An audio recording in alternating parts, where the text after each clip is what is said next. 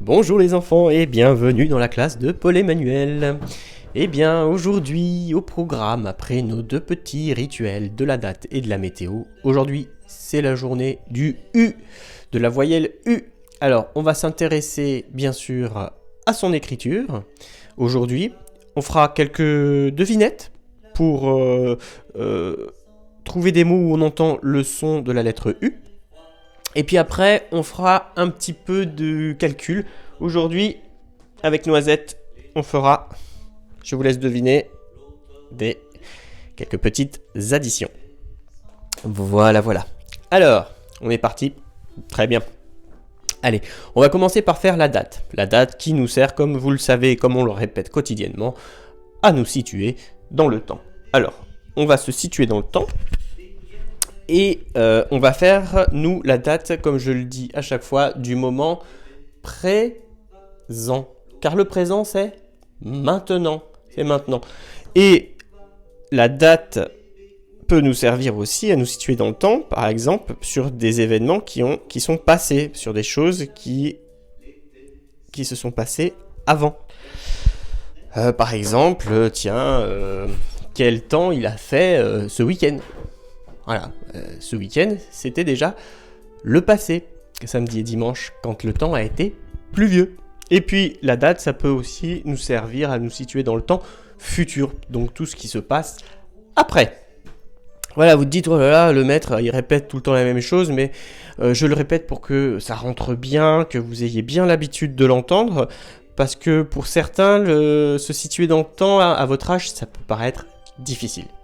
Voilà, donc c'est quelque chose, faut pas se mettre de pression, mais c'est quelque chose que vous pouvez après comprendre avec le temps, avec le temps qui passe. Très bien. Alors, on a dit, et on le répète, pour faire une petite date, 3 étiquettes. Je vous parle tout souvent du sandwich, hein. Écriture, morceau de pain, saucisse, fromage, le nombre, et enfin, deuxième morceau de pain pour fermer le sandwich, deuxième écriture, le mois de l'année. Vous avez peut-être remarqué que justement, là, il y a quelque chose par ici, là, qui a changé. Bon, première étiquette, les jours de la semaine. Alors, pour faire une semaine, ça passe vite, hein. Quand on chante la chanson des canards, ça passe vite. La chanson que je vous ai fait passer aussi, une semaine aussi, hein, ça passe vite, une semaine. Et c'est surtout, ça recommence à chaque fois. Alors, on va réciter vite fait les jours de la semaine, et puis après, on va réfléchir au jour d'aujourd'hui. C'est parti ?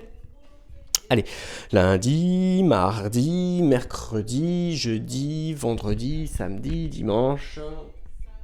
Vous voyez bien. J'ai montré 7 doigts comme 7 jours de la semaine. Et voici le 7. Hop, voilà. 7. Bien. Quel jour étions-nous hier ? C'est difficile de se situer dans le temps quand on est tous les jours à la maison. Ça, c'est difficile. Donc, je vais vous aider. Hier, on était le dernier jour de la semaine. Dernier jour de la semaine. Nous étions dimanche. Donc, quand on recommence une nouvelle semaine, on recommence par le premier jour de la semaine. Et c'est par exemple le premier jour que l'on chante quand on chante la chanson des canards. C'est l. Hop. Lundi, le son le, bien sûr, la lettre qui fait le son le, je vous la remontre, c'est le hop, z, L, le L comme lundi. Aujourd'hui nous sommes lundi, et puis demain, dans le futur, demain, nous serons deuxième jour de la semaine. Qu'est-ce qu'on a après lundi ? Lundi, les canards vont à la mardi. Demain, nous serons mardi. Très bien, lundi, allez, le nombre, alors...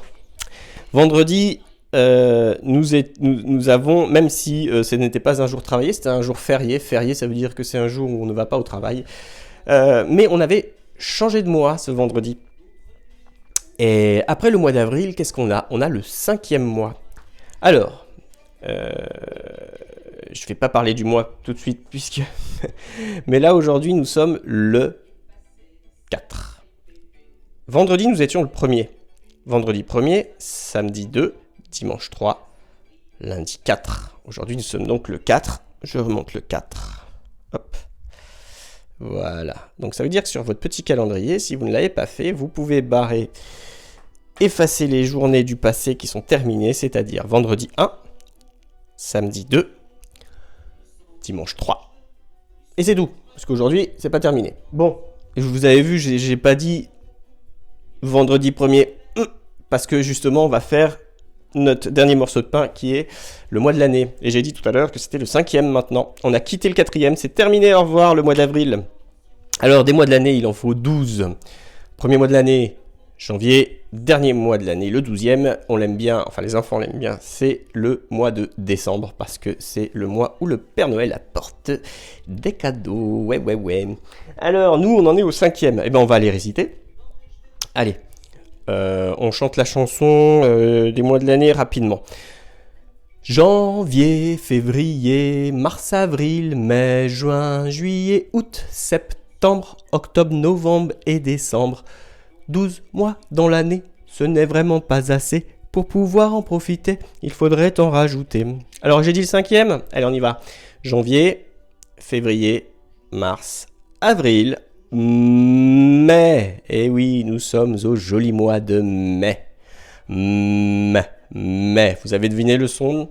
Oui, le son de la première lettre du mois de mai. Eh bien, le son M, c'est la lettre M qui le fait. Mai.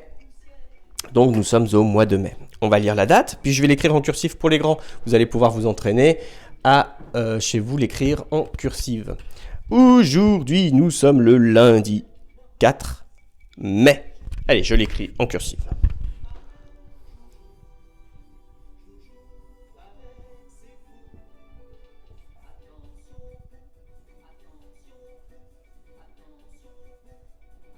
Et voilà.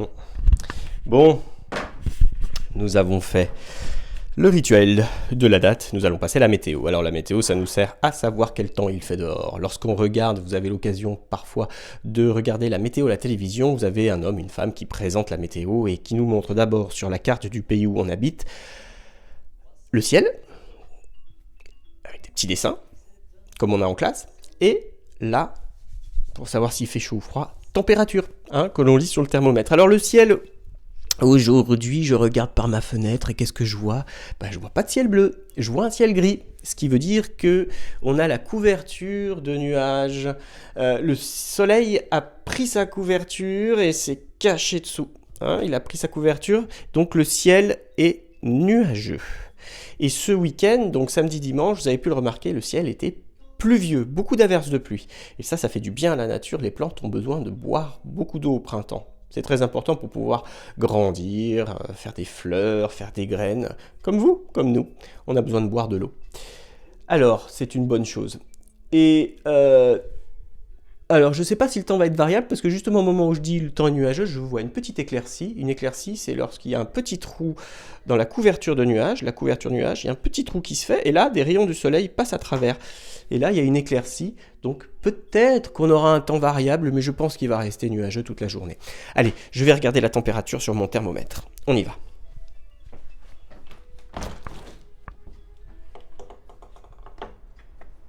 Et voilà. Ah, la température a un petit peu augmenté. Vous voyez, il pleut pas, donc la température augmente un petit peu. Regardez, on observe le trait bleu. Vous voyez le trait bleu? Voilà. Vous voyez, il arrive au milieu d'un chiffre qui s'écrit d'abord avec un 2 et après un 0. Alors, qu'est-ce que c'est que ce nombre? D'abord un 2, petit indice, généralement, quand il y a un 2, j'entends 20. Et après un 0, eh ben oui, tout simplement. Le 0, on n'entend rien, parce qu'il n'y a même pas de doigt, il n'y a rien du tout, le 0. C'est un nombre où il n'y a rien. C'est 20. Dehors, il fait 20 degrés. Allez, je vais écrire le 20.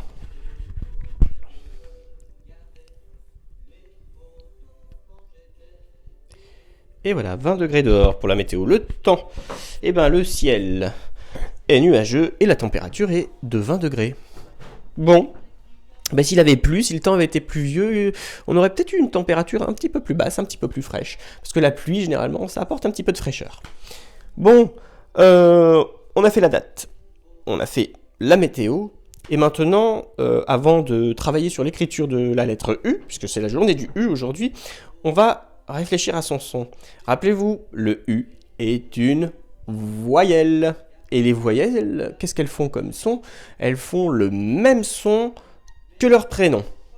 Donc, on va faire les 6 voyelles qui existent. La lettre A fait le son A, la lettre E fait le son E, la lettre I fait le son I, la lettre O fait le son O, la lettre U fait le son U, et petit piège, la lettre Y.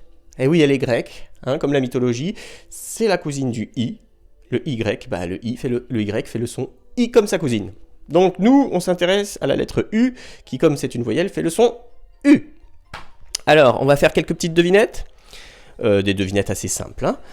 Vous allez devoir trouver donc la réponse à cette devinette, et dans le mot, dans la réponse à cette devinette, dans le mot de la réponse, on doit, attention, on doit entendre le son U. Si on n'entend pas le son U, c'est que c'est pas la bonne réponse.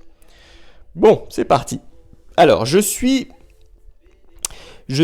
un vêtement que je porte plutôt en hiver pour me protéger du froid, et je le porte en haut pour me couvrir le ventre, le torse et les bras. On me fabrique souvent en laine. Vous êtes prêts ? 5, 4, 3, 2, 1, 0. Et la réponse c'était pull. Vous savez, on entend U.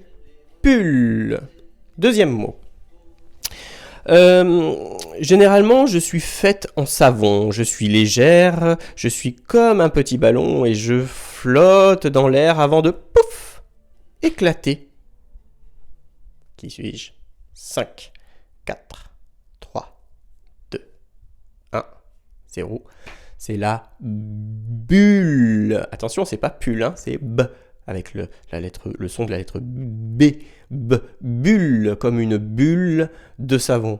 Attention, la bulle de savon, ça va être notre musique d'aujourd'hui, comme des bulles de savon. On écoutera ça à la fin, puis je vous l'enverrai dans votre espace médiathèque tout à l'heure. Alors, bulle. Alors, on a pull, bulle. Allez, on est parti pour un troisième. Justement, on parlait de météo tout à l'heure. Je couvre le ciel et j'empêche le soleil de briller. Je suis le 5, 4, 3, 2, 1. Le nuage. Bon, j'ai été un petit peu distrait et je vous ai presque donné la réponse. C'était nuage. On entend donc le U dans nuage. Mais si vous avez fait attention aussi, dans la devinette, il y avait un autre mot où on entendait U, c'était couverture. Couverture de nuage. Allez, pour me rattraper, quelques autres mots. Généralement, papa l'aime beaucoup. Il la conduit pour nous amener en vacances et pour aller au travail. Elle a un grand coffre et un superbe volant. Elle va très vite. Qui est-ce ? 5, 4, 3, 2, 1, 0. C'était la voiture. On entend U, voiture. Allez, encore deux autres pour terminer avant de faire l'écriture. Allez. Hop. Ah oui. Facile. Oh non. Allez, plus difficile. Ça, c'est trop facile. Oh oui, c'est trop facile. Et puis on l'a vu déjà ce mot quand j'avais caché des mots jeudi dernier dans la classe pour faire les sons T. Alors non, je vais choisir un autre mot. Alors cette fois-ci, c'est dans la mythologie. En ce moment, si vous écoutez bien la mythologie que je vous envoie, le podcast, donc le conte de mythologie que je vous envoie tous les jours, en ce moment, il y a un héros. Mais enfin, un héros un peu curieux. Il est très, très, très fort, mais alors, il a pas de cervelle, il réfléchit pas beaucoup. Il se sert que de sa force, il sert pas de son intelligence. Il est très connu. Comment il s'appelle ce héros de la mythologie ? 5, 4, 3, 2, 1, 0. Et oui, il a une peau de lion qui se sert de cette peau de lion comme manteau. Il a une massue. C'est Hercule. Hercule, le vaillant héros, très vaillant, mais pas très intelligent. Bon, allez, dernier mot. Celui-ci sera un petit peu plus difficile. Je ne sais pas si les enfants vont le trouver, mais comme ça, on apprendra un nouveau mot de vocabulaire. Allez, c'est parti. Je suis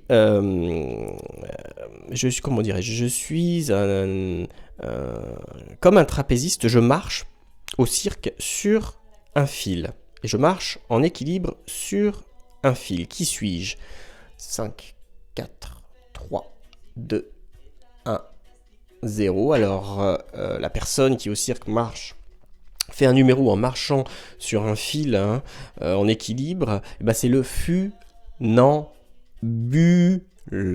Le funambule. Bulle, on entend encore le U. Très bien. Eh bien, nous allons passer maintenant à l'écriture. Alors, on va faire les deux écritures. L'écriture pour les moyens en majuscule d'imprimerie et l'écriture pour les grands en cursive. Allons-y, allons-y, allons-y. Alors aujourd'hui, j'ai trouvé un moyen pour être tranquille, pour écrire. Je ne suis pas dérangé par Ariel. Bon, on le reverra, mais quand j'ai de l'écriture à faire, c'est un petit peu plus facile sans lui. Alors, majuscule d'imprimerie, on se souvient, on a besoin de quoi? De deux lignes, toujours les mêmes.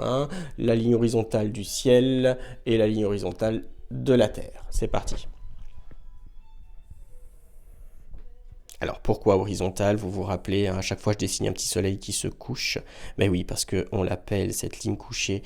Le soleil se couche, cette ligne couchée, c'est la ligne d'horizon. C'est pour ça qu'on l'appelle la ligne horizontale. Vous voyez, il se couche. Ligne couchée, et le soleil se couche derrière. Ensuite, la ligne de la terre devant, tac, tac, tac, un petit peu d'herbe qui pousse pour bien voir la ligne de la terre. Et nous, on va faire le U en majuscule d'imprimerie. Alors pour faire le U, je prends mon crayon et je le pose sur la ligne du ciel. Je descends en une petite ligne toute droite, comme la pluie qui tombe, toute debout. Cette ligne, c'est la ligne verticale. Mais avant de venir toucher la ligne de la terre, là je vais commencer à arrondir pour toucher en douceur la ligne de la terre. Je continue mon arrondi pour remonter et je vais revenir en une ligne verticale, retoucher la ligne du ciel. Je vous montre. Je prends mon crayon, je le pose sur la ligne du ciel. Je descends en une ligne verticale et juste avant d'arriver vers la ligne de la terre, j'arrondis, j'arrondis comme un verre un peu, et je remonte en ligne verticale pour retoucher la ligne du ciel. Vous voyez? Allez, je vais le refaire une deuxième fois. Je prends mon crayon, je touche la ligne du ciel, je descends d'une petite ligne verticale, tout droit, la ligne debout, là, comme la pluie qui tombe. Et là, avant d'arriver vers la ligne de la terre, j'arrondis pour toucher en douceur la ligne de la terre et remonter en ligne verticale pour toucher la ligne du ciel.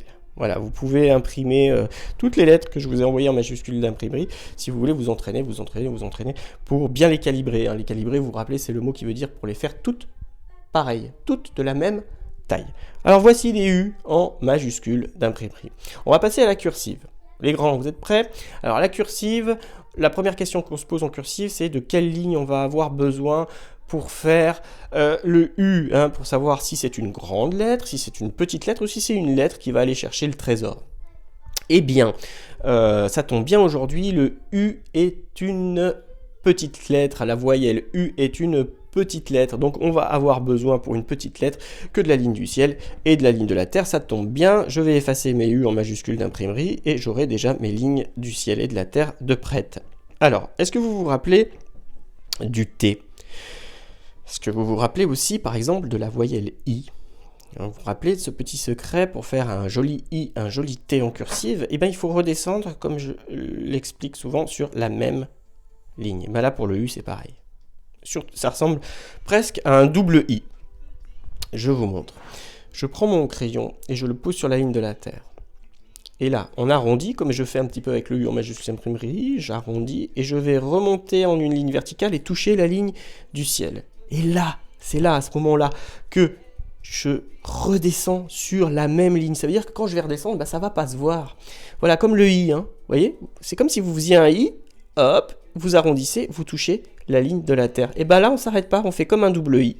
Chut, hop, je remonte, je touche la ligne du ciel, je redescends chut, sur la même ligne. Et j'arrondis.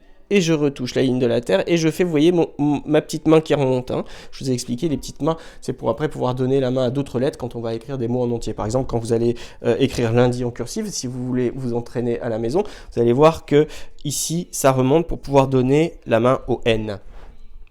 Alors, j'ai parlé de double I, sauf qu'on va pas faire des points hein, sur le I, d'accord? Alors regardez, j'y vais. Je prends mon crayon, je le pose sur la ligne, hop, de la terre, je remonte ligne verticale, voilà, et là je redescends sur la même ligne. Donc quand je redescends, bah, ça ne se voit pas.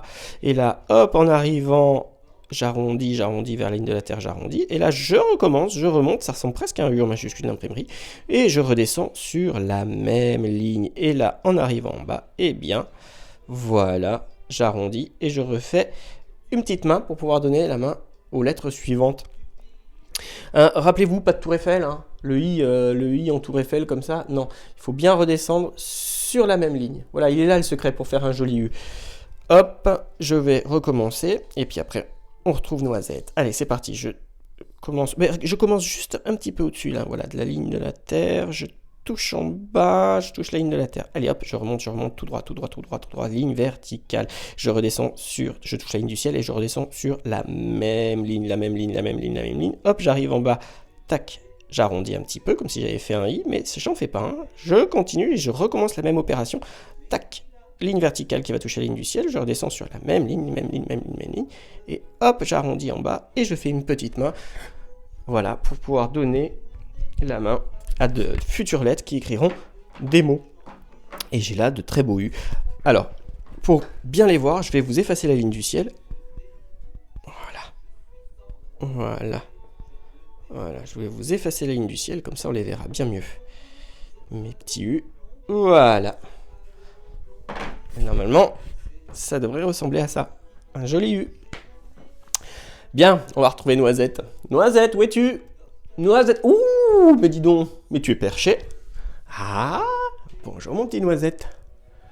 Ah, tu es monté sur la tente d'Ariel. Voilà.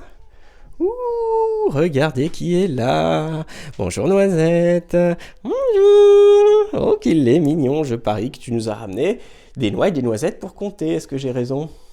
Ha ha ha ha. Et aujourd'hui, est-ce que tu vas en manger? Ah non, tu vas pas en manger?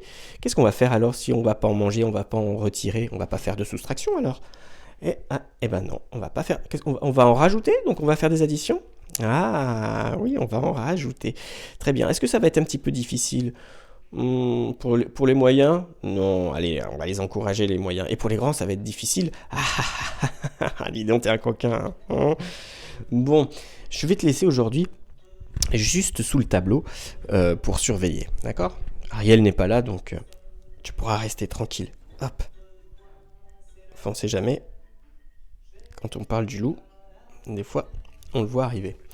Bon, merci. Bon, ben voilà, je vais vous montrer dans la petite boîte. On va commencer simple par des petites noix. Je vous montre la boîte. Vous comptez les noix. Hop. Ensuite, je vous remontre la boîte. Et là, vous allez recompter les noix. Et c'est là que ça va être un peu plus difficile que d'habitude. Vous allez devoir trouver combien il y en a en plus, combien j'en ai rajouté. Prêt? Allez, c'est parti.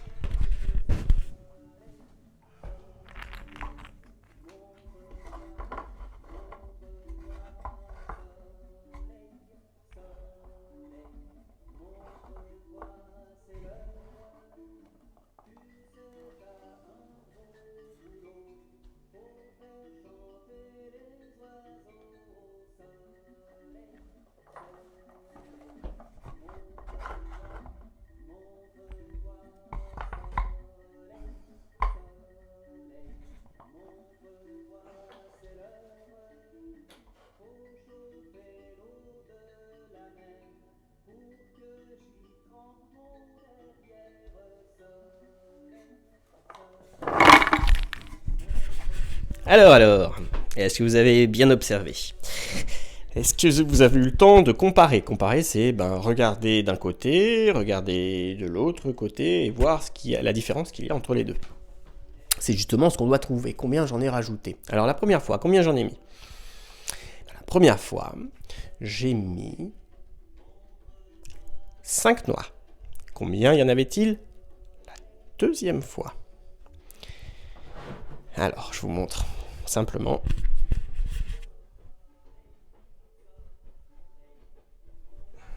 Ça fait combien, là, ce que j'ai montré avec les doigts? Eh ben oui, ça fait 8. On a l'habitude, nous, en classe, de le faire simplement double 4. Mais un 5 avec 3 doigts de l'autre côté, c'est un 8. Donc combien j'en ai rajouté? Et bien là, quand j'ai montré les doigts, ça se voyait très bien. Voici le 8. Ça se voyait très bien. Hop, je remontre.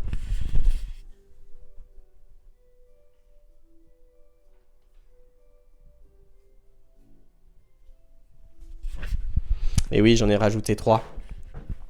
Autrement dit, par exemple, si je fais l'addition, alors, ça veut dire que 5 plus, donc je rajoute 3, c'est la même chose que c'est égal à 8. Et voilà, on peut écrire comme ça. 5 plus 3 égale 8. Un petit peu plus difficile. Les grands, vous êtes prêts? Vous avez chauffé le cerveau? Allez, c'est parti.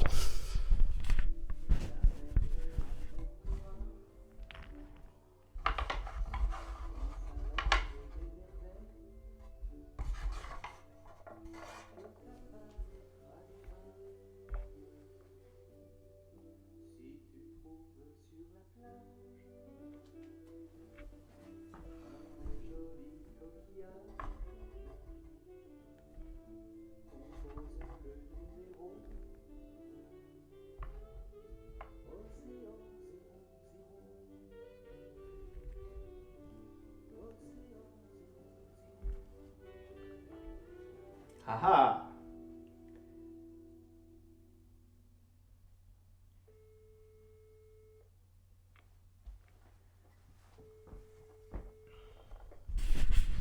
Alors là, oui, aujourd'hui c'était un petit peu plus difficile, hein, parce que je sais que vous êtes fort.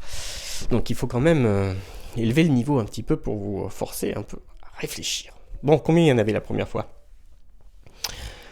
Eh bien moi, la première fois que j'en ai vu, j'en ai mis... facile, une main entière, 5. Mais après, combien il y en avait après? Il y en avait beaucoup. Eh bien, je vais vous le dire, il y en avait 11. Et là, avec mes doigts, ça va pas suffire, parce que moi, avec mes 2 mains en entier, je ne peux faire qu'un paquet de 10. Et, ouais. Et là, il y en avait 11. Alors, on va essayer de chercher combien j'en ai rajouté. Eh bien, on va faire comme quand on fait le calcul mental. On va garder le 5, et on va aller jusqu'à 11, en rajoutant des doigts. Et on va voir combien on en a rajouté. Vous êtes prêts? Allez, je garde mon 5, et j'en rajoute. Pour arriver jusqu'à 11. 5, 6, 7, 8, 9, 10, 11.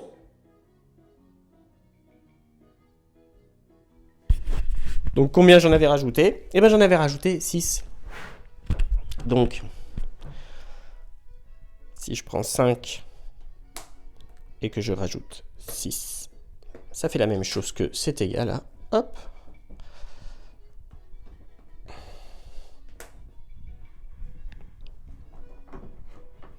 oh, noisette, regarde, hop,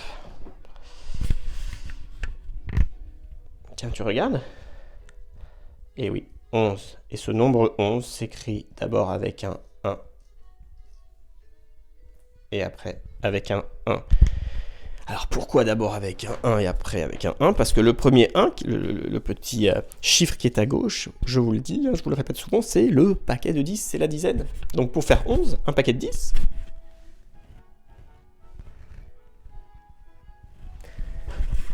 plus une unité. Alors comment je vais faire là? Eh ben, d'habitude quand on fait 12 pour les 12 mois de l'année, on rajoute les 2 oreilles, hein, on fait ça. Hop. Bah là je vais mettre mon nez au milieu, comme ça ça fera 11. Et si on compte mon nez, ben ça fait 11. Et voilà pour le 11. Bon, ça se termine. Alors, on va partir en musique. Je vous ai dit tout à l'heure, quand on avait fait le petit jeu de son sur la lettre U, que je vous ferai écouter une chanson par rapport au mot bulle. Et cette chanson s'appelle Comme des bulles de savon. Alors attendez, je déverrouille. J'espère que ça va marcher. Vous reconnaissez là? C'est la chanson de l'automne. Alors attendez, je vais déverrouiller mon ordinateur avant de vous passer les bouts de savon.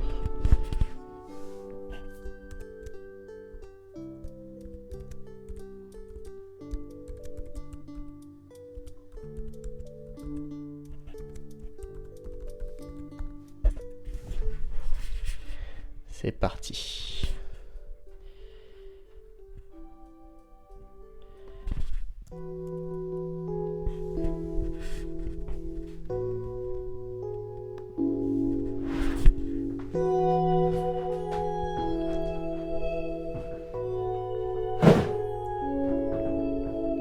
Comme des bulles de savon, s'envolent les chansons. Comme des bulles de savon, s'envolent les chansons.